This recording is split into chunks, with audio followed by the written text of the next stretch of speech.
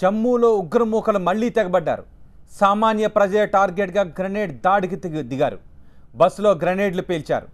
ఈ ఘటనతో స్థానికంగా తీవ్ర ఉద్రిక్త పరిస్థితులు ఏర్పడ్డాయి. ఈ ఉగ్రదాడిలో 18 మంది గాయపడ్డారు. సంఘటన జరిగిన వెంటనే ఆ ప్రాంతాన్ని చుట్టుముట్టిన భద్రతా బలగాలు పరిస్థితిని సమీక్షిస్తున్నాయి. పౌరులే లక్ష్యంగా దాడి జరిగినట్టుగా చెబుతున్నారు పోలీసులు.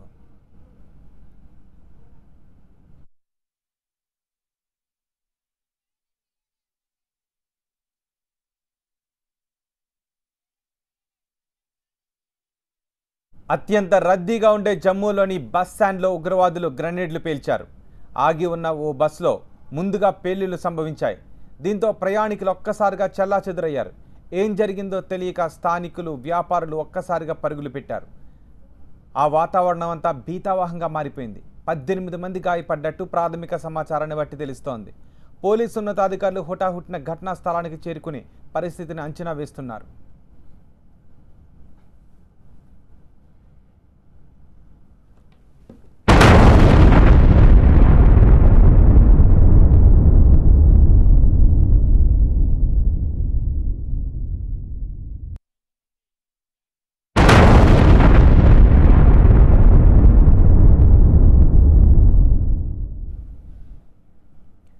రద్దీ పెద్దగా లేని ఉదయం సమయంలో ఈ ఘటన చోటు చేసుకోవడం వల్ల పెను ప్రమాదం తప్పినట్టయింది.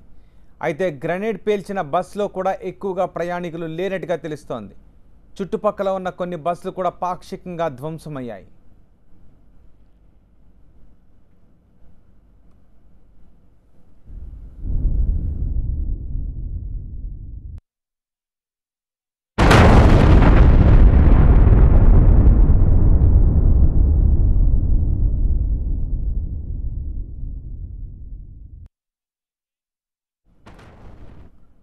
జమ్మూలో ఉగ్రమూకలు మరోసారి తెగబడ్డారు.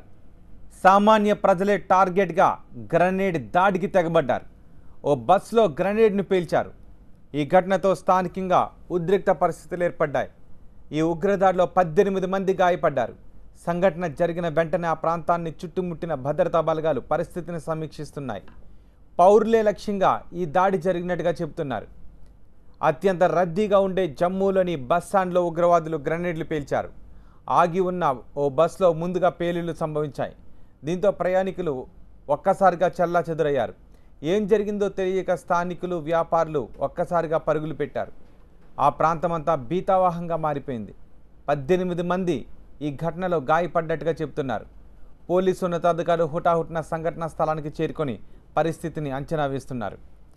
రద్దీ పెద్దగా లేని ఉదయం ఈ ఘటన చోటు చేసుకోవడం వల్ల పెను ప్రమాదం తప్పినట్టయింది. అయితే గ్రెనేడ్లు పేల్చిన బస్సులో కూడా ఎక్కువగా ప్రయాణికులు లేనట్టుగా తెలుస్తోంది. ఆ చుట్టుపక్కల ఉన్న కొన్ని బస్సులు పాక్షికంగా ధ్వంసమయ్యాయి.